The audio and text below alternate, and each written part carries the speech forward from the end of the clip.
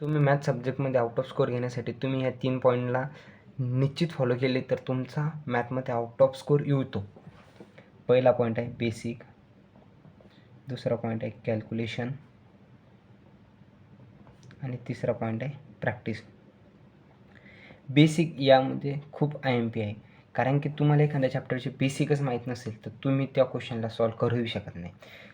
म्हणून मी म्हणतो की तुम्ही पहिले चॅप्टरचे बेसिक चांगले करा, त्यानंतर त्या चॅप्टरवरती क्वेश्चन म्हणजेच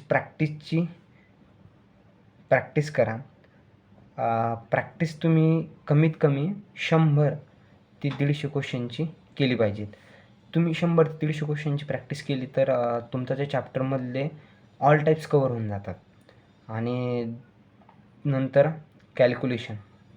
कॅल्क्युलेशनवर तुम्ही थोडा वेळ दिला पाहिजे, कारण की कॅल्क्युलेशनच हा एक मॅथमधला 50% कॅल्क्युलेशनच असते मॅथमध्ये आणि 50% बेसिक, या दोन्ही मिळूनच समजा मॅथ बनलेलं आहे.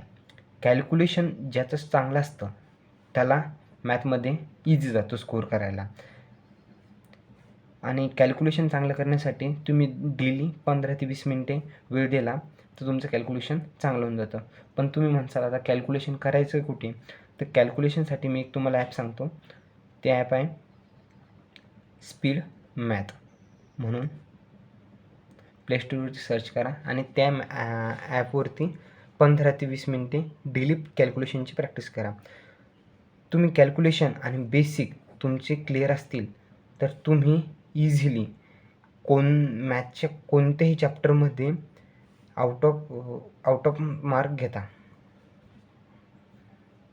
आणि प्रॅक्टिस बी मेन आहे त्यामध्ये.